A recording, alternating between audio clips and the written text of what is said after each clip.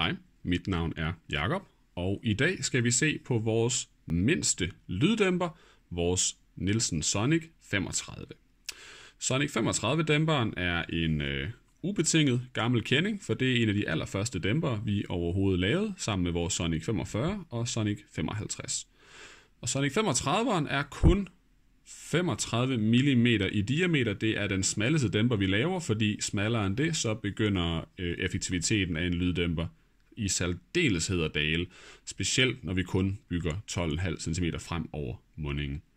Og faktisk så er den så tynd, den her Sonic 35, at den ikke passer til lige så brede piber som vores andre dæmpere, fordi hvis det her inderrør skulle være bredt nok til, at den passede på piber, der var 23 mm i diameter, som de fleste af vores andre dæmpere gør, så var der ganske enkelt ikke noget luft tilbage nede i det her kammer, og det ville ikke tjene noget formål længere.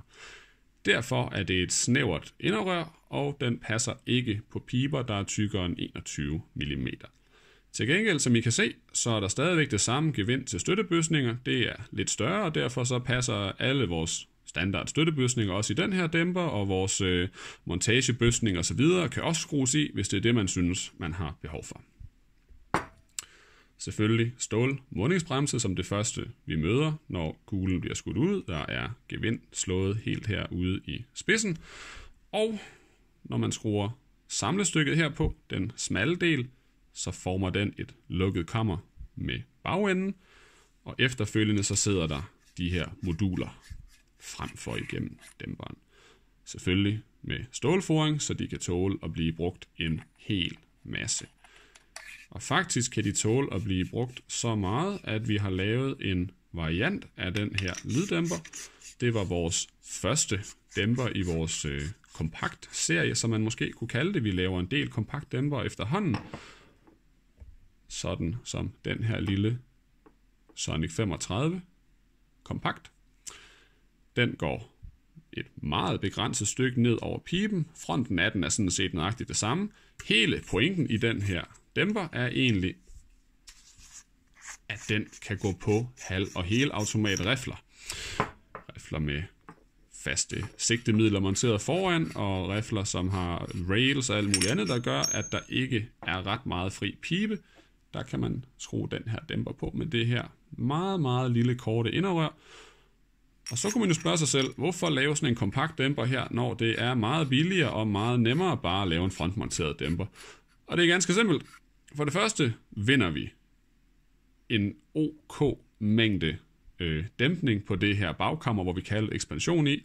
Men vigtigst af alt, så har vi plads til en støttebøsning, og det vil sige, når den her lyddæmper den sidder monteret på våbnet, så har den stadigvæk 2 fikspunkter til at holde den stabil. Alting hænger ikke bare kun på et gevind, der skal stå for hele retningen, og det er simpelthen en kæmpe fordel, og derfor laver vi den med et lille teleskopstykke, som man også kender det fra vores andre kompaktdæmpere. Selvfølgelig har Sonic 35'erne hakker til haknøgler, så man let kan adskille sine moduler, hvis man har brug for at vedligeholde dem eller andet.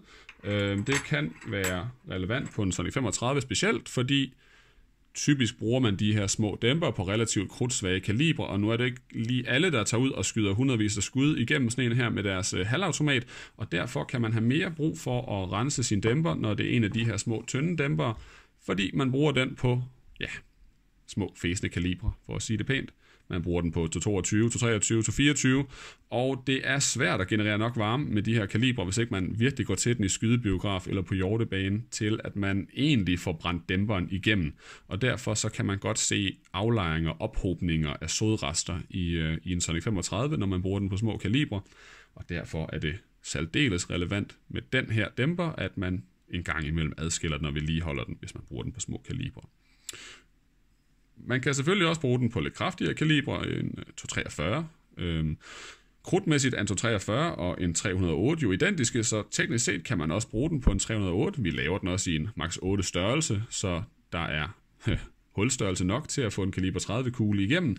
Men dæmpningseffekten begynder at dale, når man laver hullet så stort, fordi ratioen af hvor meget hul der er her til at få en kugle igennem, og hvor meget resten af dæmperen, der er tilbage til at holde på gassen, den bliver simpelthen uhensigtsmæssig, når man når op i, at man har 35 mm i diameter her, og man har 8,9 mm i åbning her.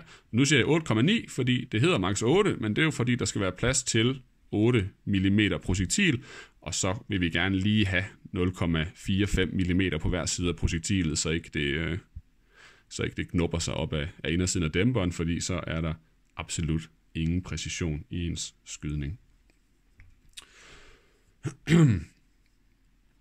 Så vores mindste tyndeste dæmper egner sig bedst til små kalibre, og med små kalibre tænker vi både i krudt og kuglestørrelse, fordi den fungerer bedst, når projektilet det er lille. Skal man have en god og lille dæmper til en 308, så er det min klare anbefaling, at man går bare lige de 5 mm op og anskaffer sig en Paradox 40 eller en Sonic 40. Men der er selvfølgelig også mange, der bruger den her på lige netop en kaliber 30, fordi den er så lille og let og simpel at have med at gøre. Og maksimal dæmpning er bare ikke det hele handler om. Det handler om er at have den mængde dæmpning, man har behov for i en dæmper, der gør, at man har lyst til at tage den med ud og bruge den hver gang. Og derfor er Sonic 35 en dejlig og alsidig dæmper, man kan bruge til rigtig mange ting. Tak fordi I så med, og næste uge er der et afsnit igen.